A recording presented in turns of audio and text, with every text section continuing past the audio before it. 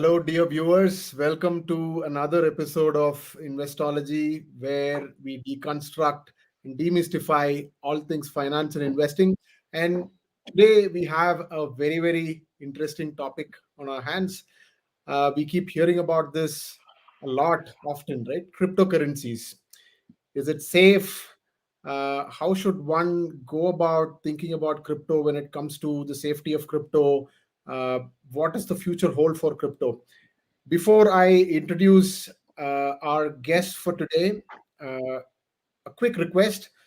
Please ensure that you like our video and please do subscribe to our channel so that we'll be able to reach out to more such viewers and spread financial awareness and literacy. And please ensure that you ask your questions in the chat window so that our guest today can answer them. We'll try to answer or pick as many questions as possible and try to answer them. So our guest for today is Akand Sitra. Akand, welcome to the show. Thank you so much, Abhilash, for inviting me. It's an honor to be a part of this particular show. Thank you so much for having me here. Entirely our pleasure. So, Akand is an alumnus of IIT Madras and ISB. He's got a very interesting background. He's an ex-intelligence bureau officer.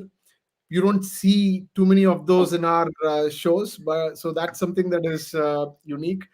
Akand is India's one of India's foremost experts in cryptocurrencies, cybercrime, and blockchain. He leads business strategy for a San Francisco-based blockchain analytics firm called TRM Labs. Akand, I can't wait to get into the the questions. But intelligence bureau officer, how did that happen? It's a very unusual choice of career for someone who went to IIT, ISB. So, what's the story there? Absolutely. Thank you so much for the wonderful introduction, by the way, Abhilash. After graduating from IIT Madras, I was working for a software company. I also had these IAS, IPS, UPSC dreams. So I was giving the civil services examination to join the government. I uh, I cracked one of these examinations conducted by the Ministry of Home Affairs, by which I got into the Intelligence Bureau as an Assistant Central Intelligence Officer.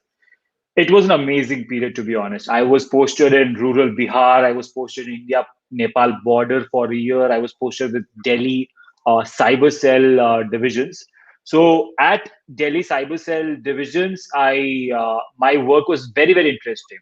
We used to perform dark web monitoring, social media analysis, lawful interception, catch hold of these cyber criminals, etc.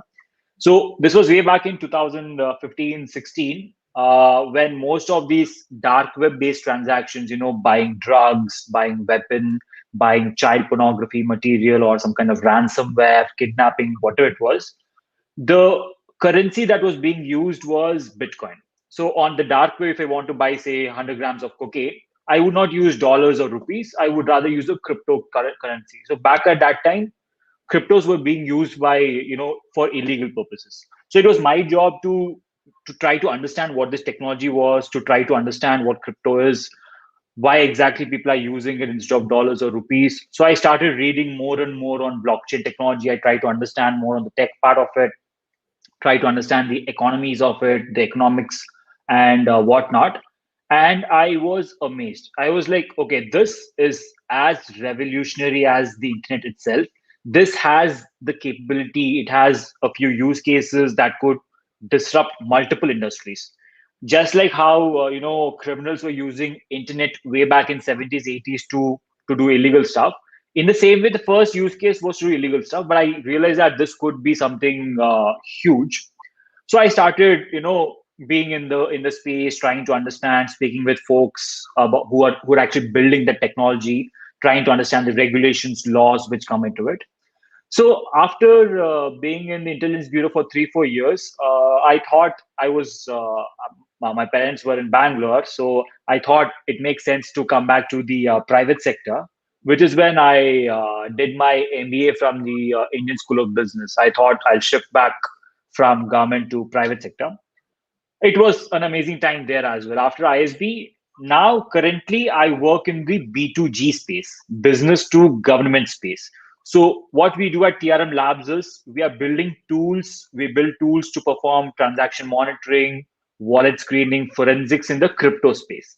So, in the government sector, I was performing transaction monitoring from a government point of view. Right now, we equip governments across the world, exchanges, and financial institutions, banks to perform similar activity.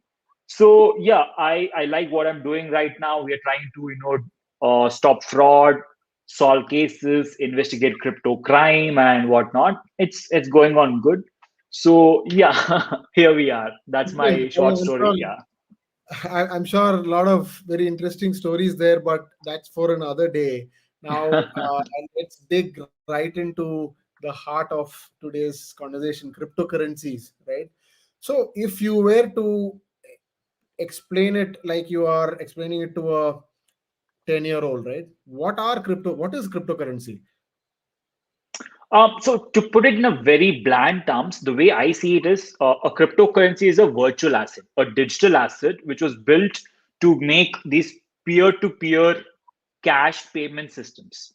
So it is supposed to be a decentralized way to send value from person A to person B without any other intermediary.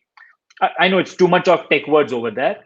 To give you an example, right now, if I want to send, say, 100 rupees to you, I need to send a rupee, which is printed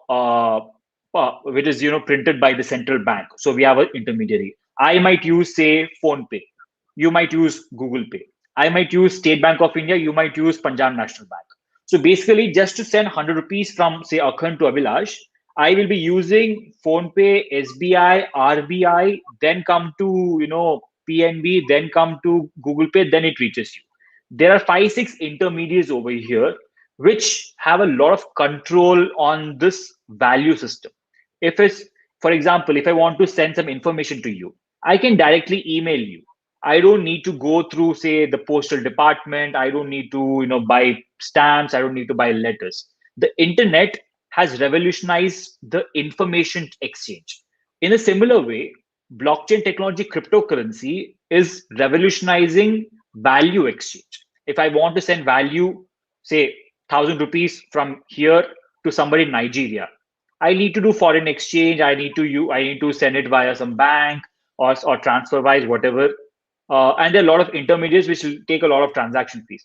Cryptocurrency is an internationally interconnected way of sending payments in a much easier, faster way.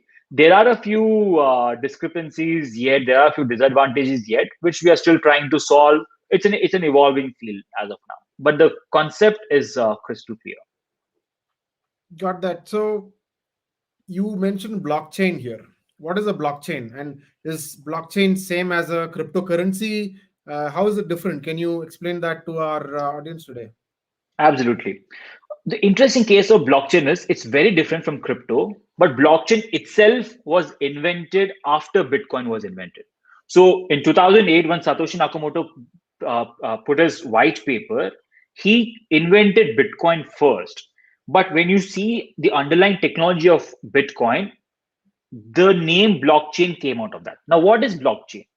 The easiest way to put it up is it's a decentralized open ledger, which is in a way to say that it is a chain of blocks. Blockchain is a chain of blocks of transactions. Every single transaction is put up into blocks and then chained to each other. The fundamental idea behind this is that it is immutable, as in once it's on the blockchain, you won't be able to change that. That means you don't need to trust a third party to give you authentication. In very similar terms, in an open, decentralized, trustless society, a blockchain becomes extremely important. We'll discuss a few use cases on how exactly this will change. So yeah, that's in a very short term. That is a technical definition of it. So, can you consider blockchain as the underlying technology on top of which cryptocurrency is one of the use cases? Is that a way to put it? Absolutely, absolutely, that is true. So blockchain is like a protocol on which you're building these applications, use cases. It could be a decentralized application, it could be a stable coin, it could be a non-fungible token, it could be a cryptocurrency. So cryptocurrency is one of the use cases of this underlying technology. So yeah, you're right. Got that. So, of late, there has been an explosion of uh, people investing in these cryptocurrencies, right? Bitcoin, Ethereum, and there has been an explosion of the number of exchanges, Bitcoin or cryptocurrency exchanges that have come up as well. Uh, how do you look at this, and why is there like a huge rush of people investing in cryptocurrencies? What do you how do you read into all of this? Good question. To understand the underlying concept of this, we need to go a bit behind. We know what Bitcoin is, we know what cryptocurrency is, but why was it invented? What was the need behind it? So way back in 2008, when Satoshi gave this white paper, the idea was very simple. So in 2008, we know that this large financial crisis happened, the subprime mortgage crisis in the US, which affected the entire world. The entire world went into a recession. But after that, what happened was these large banks, which actually caused that crisis, the subprime mortgage crisis, they said that they want a bailout. And the governments of, say, the US, the UK, whatnot, they gave citizens' taxpayer money to them. So here, Satoshi and other cryptographers got very pissed. They were like that, okay, you are a third party intermediary who is actually taking taxpayers' money, your money, my money, instead of spending it on us, you're giving it to these private bankers, and these private bankers are giving themselves bonuses. At that point of time, the idea came that this value, currency right now, is completely monopolized by a central bank. It is completely monopolized by a government. Today, if I want to send some value to you, I have to use a rupee note, or else it would be illegal. So from this was suffocating for these cryptographer committee. So which is why Satoshi said that let's have a decentralized payments mechanism without any intermediate. We don't want any central banks. We don't want any retail banks. We don't want anybody. I should be able to send money from one person to other person. Now, that was a revolutionary thought at that particular point of time because you are basically taking your financial freedom back from a third party. It could be a government, it could be a central bank, it could be anybody else. From that idea, what happened was to answer your question, we need to understand the supply demand dynamics as well.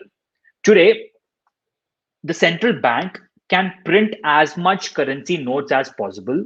They can keep printing it. The supply of the currency notes are kept on increasing, whereas the demand would usually remain the same. So when the supply is increasing, the value will be lost. You know that 100 rupees 10 years ago could buy you many more things than 100 rupees today. Or 1000 rupees in 1970 was much more valuable than 1000 rupees today. It's not that the value of the, say, a book or food has become costlier. It is that the value of the rupee note or the dollar note itself has fallen because of inflation, because of this printing of rupee notes. So to solve that, Satoshi says that we'll have a cap on supply. You cannot print as much as possible. There is a cap of whatever number. Because of that cap, the demand will keep increasing, the supply is constant, so the value will keep increasing. Now, to answer your question on why folks are investing into crypto, when the supply is constant, when the demand is increasing, the value will keep increasing as much as possible. So, for sure, any cryptocurrency which has a supply cap, if the demand increases, the price of that crypto will increase. For example, Bitcoin. Today, there might be a demand of, say, 1 million people. So it could be $1,000. Tomorrow, the demand could be, say, for 5 million people. Then the price will increase because the supply is kept at a constant. So, from a supply demand economics perspective, since the price increases, folks would want to invest into that as an asset class, as an investment class, similar to what stocks are. What is a stock? A stock is a company ownership who supplies that, and the demand for that stock keeps increasing, with which the price of the stock itself will rise. In a similar way, gold. What is gold? Gold is also a capped quantity. There's just 30,000 tons in the world. Because of that, you get this scarcity. You get the scarcity, and because of the scarcity, the value increases. In a similar way, Bitcoin has just 21 million cap. Today, 5 million people might be interested. Tomorrow, which is of a very high probability, 6 million people might be interested. When more and more folks are interested in a capped supply asset, the price, the value of that asset will increase. If it increases, the folks who are already into it, they will get benefited. They will get a profit out of it. Which is why in the last 5 6 years, in the last 2 3 years, to be honest, a lot of mainstream crypto adoption has taken place from an investment perspective, from a asset perspective. I know I spoke too much. Apologies. No, I mean, I thought it was well explained, Akand. The question is, today in India, crypto as a space is unregulated, right? Unlike, let's say, mutual funds, your stocks, which is like a very regulated industry. Investor money is protected. Uh, while crypto is expected to be the currency of the future, right? Many people say that. Today, crypto is unregulated. Is it safe? When an investor puts 1,000 rupees, 10,000 rupees of their hard-earned money in one of these exchanges, what are the risk factors that they encounter there? A good question. Um, we all want the industry to be regulated. We want proper rules to be followed, so that so that the industry itself will grow. Unless until there are no regulations, there won't be mainstream adoption. There won't be, the industry will not grow. So absolutely, the rules are coming. By the way, the Financial Action Task Force just released a paper with draft rules for countries to follow. All that is there. But to answer your question, from a tech perspective, just to be extremely honest with you, some of the smartest folks across the world are actually building these blockchains, are building these cryptocurrencies from a tech perspective. So these guys know how to self-regulate. So when you look at an exchange or any virtual asset service provider, any wallet provider, you see them to be extremely self-regulated. Some might not be. Some might be just scams. Some might be Ponzi schemes. Some might be multi-level marketing schemes. There are millions of cryptocurrencies, out of which 90% of the cryptocurrencies might be fake. It could be a scam. But the legitimate ones, the exchanges, you need to ensure from an investor perspective that they self-regulate. What do I mean by that? So imagine I'm using one of the exchanges in India, say. First and foremost, the exchange should have a few tools in place. One, they should perform KYC, so that in the real world, they'll know exactly whom they're dealing with. They collect, say, identity proof, they collect passport data, they collect bank details. So they know that they're not giving services to, say, a money launderer or a terrorist or some kidnapper. Even if they do, they know exactly who they are in the real world space. In the same way, you need to perform KYT, know your transactions. You need to ensure that your crypto is safe and secure. It's not coming from an illegal source. It's not coming from an illicit transaction perspective. So an exchange, when they take care of these 4 5 activities, such as anti-money laundering screening, KYC, KYT, etc., you automatically ensure that your users are safe and secure. So the only thing that I tell the investors, the budding investors, is that choose an exchange which has information security, which has good infrastructure, which will not be easily hacked. That means it should have good cyber security policies, which performs KYC, which performs KYT, which performs fiat transaction monitoring, AML sanction screening, market surveillance. These exchanges will ensure that your money is protected. And if you're using a cryptocurrency, use your own private wallets. Don't use a exchange's wallet, because if it gets hacked, the money is gone. So unless until you own the private keys of your wallet, it should be you should be safe and secure, especially because there is no government, there is no regulator, there is no SEBI or RBI to help you out in these zones yet. So you mentioned a couple of very interesting things there. One is don't use a don't keep your crypto in the exchanges itself. Use a private wallet, right? Can you talk a little bit about it? What is a private wallet? Is it different Absolutely. from, let's say, the portfolio that you see on your exchange online, the digital exchange? How does it work? So yeah, there are different types of wallets. To be honest, there are five different wallets. One is an exchange's hot wallet. That means an exchange has their own hot wallet through which all the trades happen.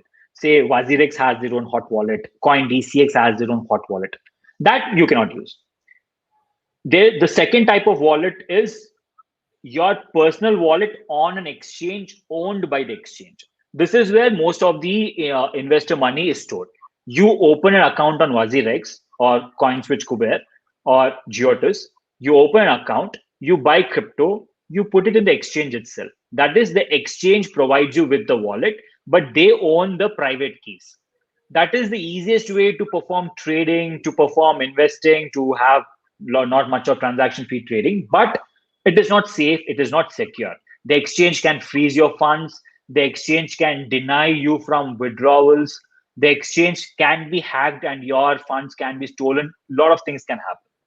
The third type of wallet is your personal wallet, such as a MetaMask wallet or a browser based wallet or any wallet where you own the private keys, an unhosted wallet perhaps. Fourth is a cold wallet. It could be a wallet which is not connected to the internet on your desktop, a desktop based wallet, or a pen drive type of ledger are there these days where you can store your cryptos on that. Or it could be a complete physical wallet where you store on a hard disk, put it in a locker box. In these, what happens is that you cannot trade with them easily, you cannot exchange with other fiat currencies, but they're extremely safe and secure. So if I'm an investor, it is a balance between whether I want safety and security, or do I want, ease of availability for trading, etc. Today, if I want to trade, say, one Bitcoin, half a Bitcoin, I should be easily able to take up my crypto, sell it, buy it in an exchange. But I should be safe and secure as well. So yeah, there are types of values, or there are types of wallets. Depending on your risk appetite, you can choose any one of them. So yeah. Very interesting. So you mentioned about the fact that exchanges can potentially get hacked. The cryptos can get stolen. Is that how much of a possibility is that? Is that something that is very much possible? I mean, is this something that happens often in your experience? Yeah, absolutely. Exchanges getting hacked, wallets being, brute forcefully taken, and crypto being stolen is a very common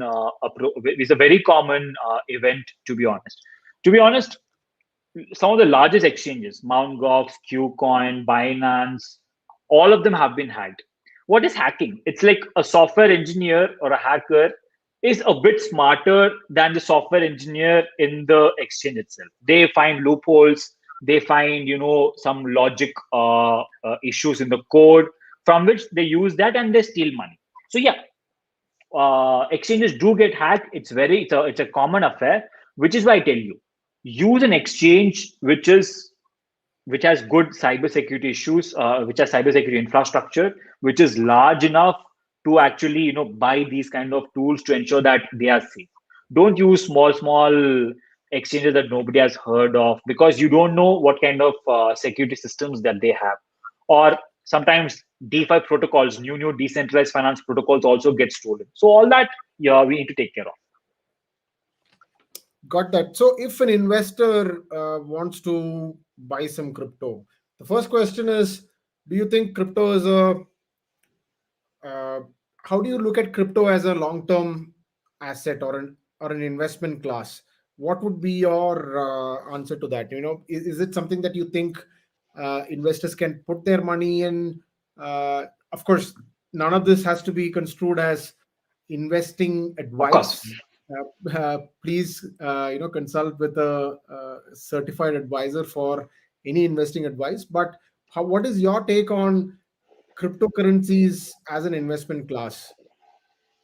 See, as I told you, I since I work from a regulation perspective, I work from an investigation perspective.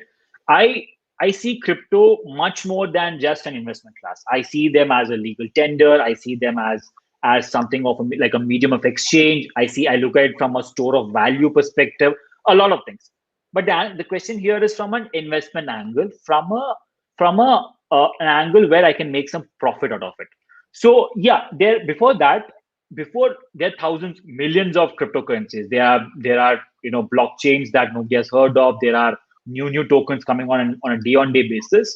But there are a few qualitative factors which exist that you need to check before you actually convert your value, your real world fiat value into crypto value.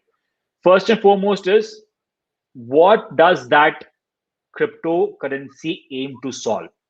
What is the use case? What is the leadership team? Who are the builders? How competent are they? What technology are they using? Read the white papers. Read why exactly that cryptocurrency should why should people buy that cryptocurrency? What is it? For example, Ethereum's use case is much different from Bitcoin's use case, which is very different from, say, Cardano's use case, which is different from Tron's use case. Every blockchain has their own use cases. You need to understand what they're trying to solve, and if you believe that that particular crypto can actually solve that particular use case, that means more people will believe that. That means the demand will increase. That means the price will increase. For example, I say believe a particular cryptocurrency, saying that, look, I read the white paper, I trust the leadership team, I trust their competence, I know that this use case is something that needs to be solved. So I know that this cryptocurrency will increase in its price because the demand will grow. So from a qualitative perspective, so in a traditional investment also you have this qualitative factors and quantitative factors. From a qualitative perspective, you need to read more on that. You need to research on each cryptocurrency before you actually invest. From a quantitative perspective, there are lots of technical indicators. There are lots of a variety of ways. You have the simple moving average way, the exponential moving average. You have the relative strength index, which you usually use in stocks and options and futures and what you can use the same kind of thing. Sometimes people would want to see the volatility of the crypto. Say for day trading, if you want to do scalping or some range frequency based trading, I would want to have a high volatile based crypto where in the morning it is $1,000, in the evening it is $500, and with that delta I made some profit. So you can check out those kind of swing trading strategies. You can check out different kinds of positional based trading strategies. But yeah, I request all of the investors to have a stop loss order, a limit order, to ensure that you don't lose too much money into this. But yeah, the way I see it, you need to ensure that you need to look at it from a mathematical perspective, from a qualitative perspective, and from an economical perspective. Does this make sense? Does Bitcoin make sense? What is it trying to solve? It's not who others say it. You need to sit, read through websites, read through their white papers, and solve those case studies and find out for yourself. It's called do your own research. So yeah. Yeah, I mean, I agree, Akand. That is the best way to go about it, right? Do your own research. But unfortunately, folks don't have the time or the patience usually, right? There are a few who would like to do that. Um, in stocks or mutual funds, for example, a few things that people look at is, let's say, for example, master cap, market cap, right? What is the market capitalization of this particular asset or the stock? In this case, the different cryptocurrencies. Is that one thumb rule to kind of look at? Are there any pitfalls to kind of consider when looking at it from that angle? Absolutely. So here it's a very interesting point. Stock market technical indicators are a bit different from crypto technical indicators. For example, your own market capitalization. Just to give you an example, Ethereum's market capitalization, if it increases, the underlying asset Ether's price increases, then there will be less and less decentralized applications built on that because it is too expensive to use that particular blockchain. So if the market cap increases, the use case of the blockchain decreases, by which the value will fall. That is, in the case of Ethereum, you would want lower prices because of the transaction fees to be lowered. Whereas in Bitcoin's perspective, the higher the market cap, the better it is, the higher the price. So that's what trying to understand the use case of the blockchain becomes extremely important.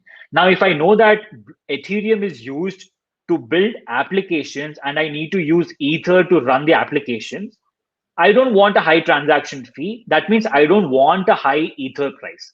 If the price of Ether increases because of investment, I will move to another blockchain.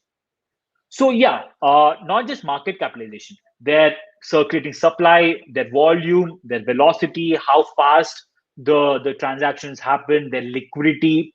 Sometimes Bitcoin is a very illiquid field because everybody wants to hold. They don't want to sell Bitcoin. So sometimes you don't find liquidity because of low liquid issues. The value will increase because there's more demand. There's no liquidity in the market, so the price will increase. Not just that, one more important factor is the distribution. Sometimes in a cryptocurrency, 60% of all the cryptocurrency is held by say 50 people. So the distribution is concentrated. Now that is something that you need to be careful of. This happened with Dogecoin. With Dogecoin, around 60 to 70% of the entire circulating capacity was with just 100 wallets. That means that these guys were actually doing market manipulation. So before you actually invest into crypto, find out their distribution. How decentralized are they? Is Are there just 10, 20 people who are controlling the entire supply? They might just pump and dump. A pump and dump scheme is it's very very common in the crypto space. So I know I'm talking a lot of technical stuff, but I hope that it makes sense. Yeah, it makes sense. That is a nice segue to the next question, right? Dhruvil has asked, what is cyber crime or crypto crime? In this case, you talked about manipulation, right? Can that be construed as crime, or is that within, there is no legality to crypto? How do you look at that? And if you are to talk about crypto crime, are there things that affect investors, people like our folks who are listening to this conversation who would be interested in looking at crypto as an investment option? How should they look at it? Yeah, yeah, absolutely. Now, to be honest, crypto crime is something that every law enforcement agency is trying to deal with. Just to give a small example, money laundering. Say I have 10 lakh rupees worth of black money with me. How do I convert it into white money? In the real world, what I would do is I would use the Hawala route, or I would go to Cayman Islands, build a fake company, route my black money money into profits and get white money. But in the crypto space, it's very, very simple. You convert your 110 lakh into crypto, say Bitcoin, and then from via unhosted wallets. And from Bitcoin, you do some 10, 20, 30, 40 transactions, send it from here to here, open up hundreds of unhosted wallets and do thousands of transactions, and then go to an exchange and then cash out. To be honest, within 20 minutes, any software engineer can write a small script, a small program to automate this entire process. So you can just imagine, if I have to launder money in the real world, it takes time. In the crypto world, I can do within 15 minutes. I can do at a scale which is humongous, and I can automate that entire process. This programmatically coding based money laundering is very scary, and that is what one issue should be for from a investment perspective. You should not deal with money with crypto which comes from money laundered services, because the law enforcement agencies can catch you. That is where the exchanges try to stop them before they enter the country. That I digress. Some other crypto crimes are, say, terrorist financing. I want to finance, say, a Syria based Mujahideen terrorist outfit. I can't send them dollars or rupees. I don't even know their bank accounts. But they can just give me a Bitcoin address, and they can, they can just propagate. They can take a picture and send it to put it on media. Anybody who is sympathetic to their cause from anywhere in the world, from any nook and corner, can send them funds. So funding for terrorist organizations, for these, becomes an issue. Ransomware. I can kidnap a minister's daughter, and I won't ask them rupees or dollars, because that can be traced. I'll just ask them for, give me one Bitcoin and I'll let your daughter go. Also, dark web transactions. I want to buy drugs. I want to buy weapons. I want to buy different kinds of all kinds of disgusting stuff. I use crypto because anonymous. The wallet address is anonymous.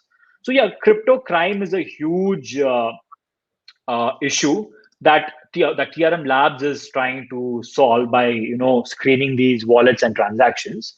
So yeah, absolutely. There was one other crypto crime that you were talking about before I started. What was that? So you're talking about market manipulation, right?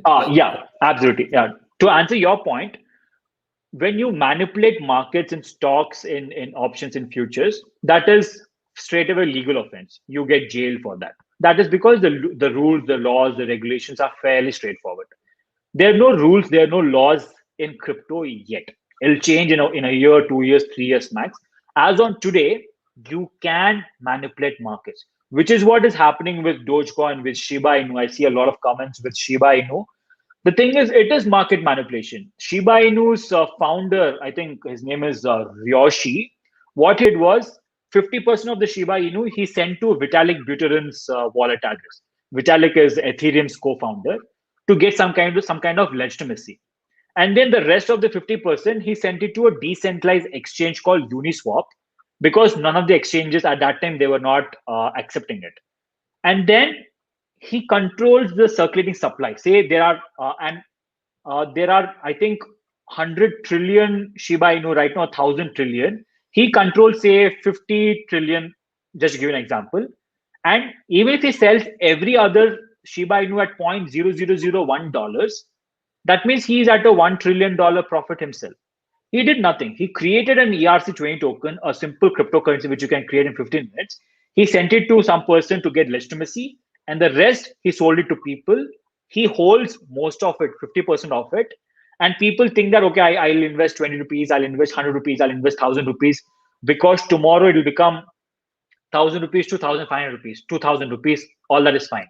But you're not looking at the majority holder, who will just multiply by 1,000 into his entire circulating supply, and he'll become a billionaire, trillionaire overnight. So yeah, if someone, I see people are asking to speak in Hindi as well. My Hindi is bad, apologies. So अगर कोई बोल रहा है कि आपको पैसा double होगा, that means that it would be a scam, it would be a Ponzi scheme, it would be a multi-level marketing scheme. He will become rich at the expense of you. So unless until you hold the majority of the crypto assets, it does not make sense. So before you get into crypto, before you get into any kind of to make money, ensure that you are not being made a fool of, you're not being played with, because there are much larger players in the game. Also, there is bot trading.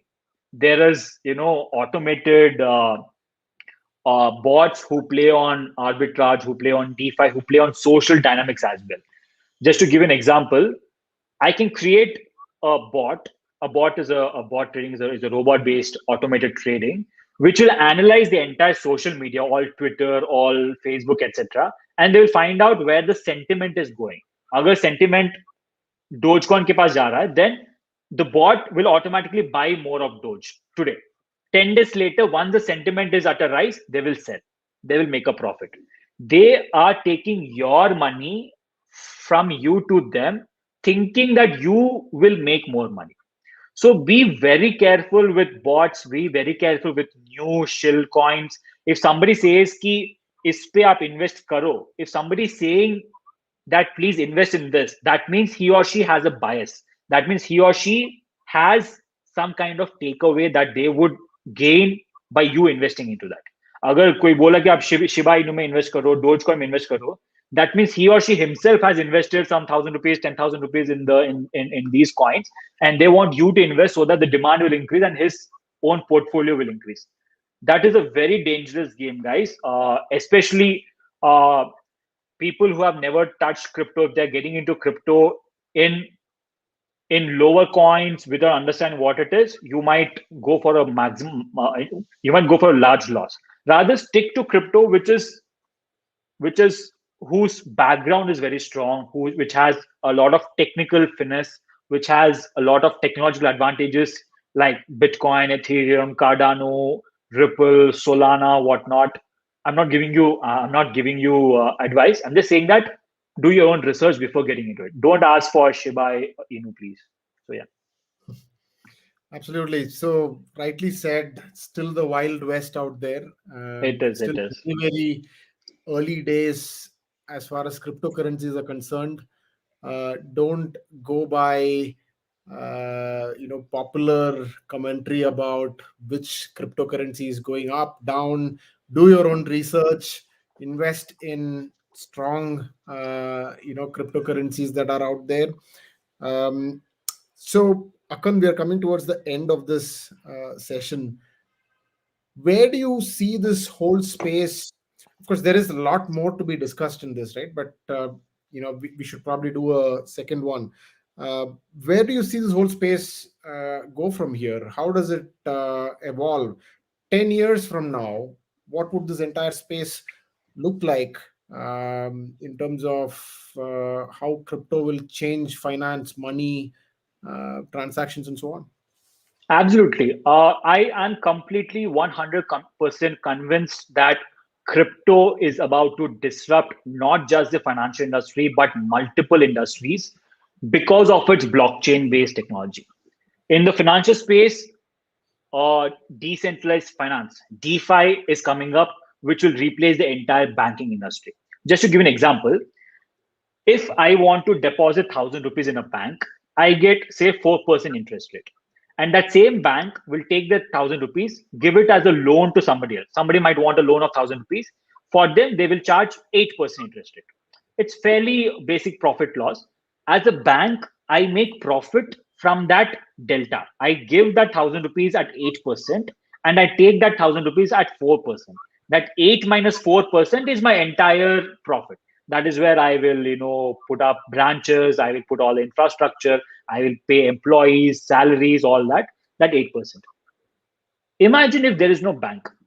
In a decentralized finance, what happens is, on the blockchain you create a protocol where you can deposit your 1,000 rupees and get some interest, and somebody can and take a loan on those on that 1,000 rupees, and they have to pay interest.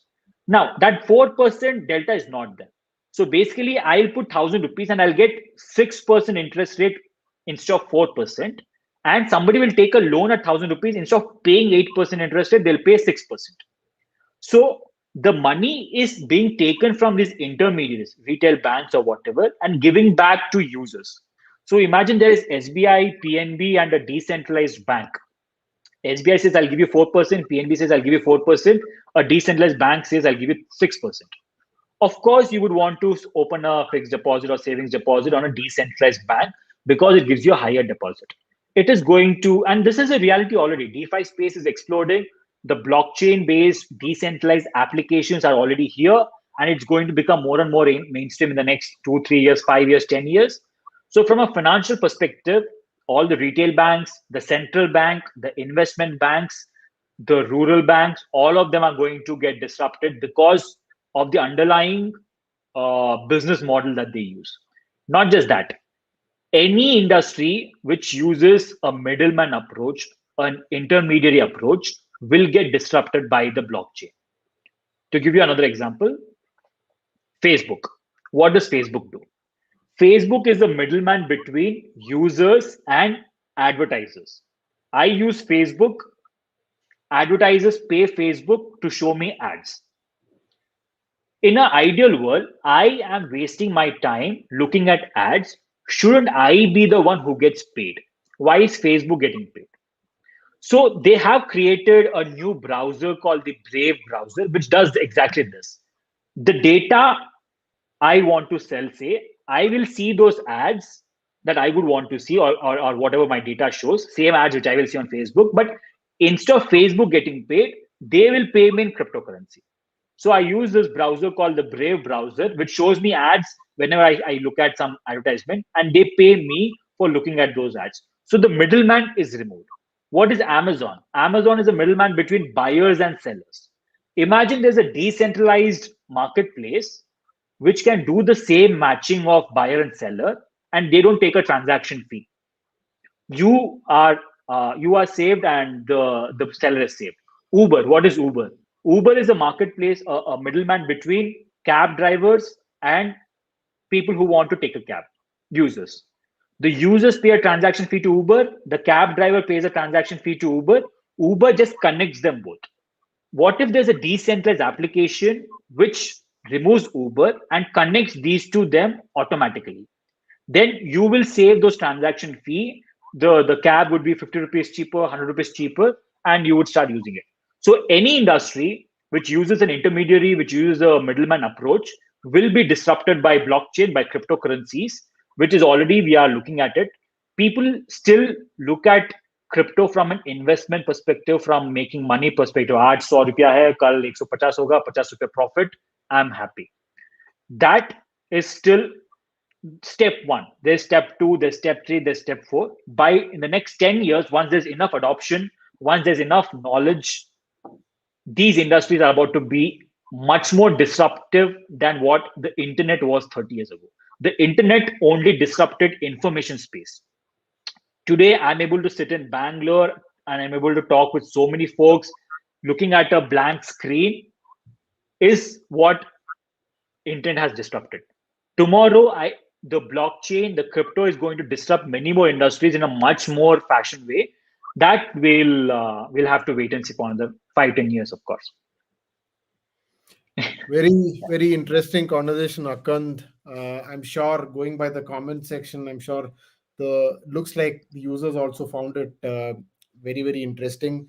And yes, the future does look very, very exciting. And yeah, I mean, who knows what's in store, but looks like we are in for a lot of disruption. And Maybe. looks like it is us, the consumers, the investors, uh, people in general, who's going to take back more power from centralized authorities. And that is an interesting part. Any parting comments for our audience, Akant? Absolutely. Blockchain technology, remove the crypto, remove the all the part, the coding part of it, the technology part of it. I've read a survey that in the next 10 years, in the next 2-3 decades, that is going to be one of the most sought after skill set.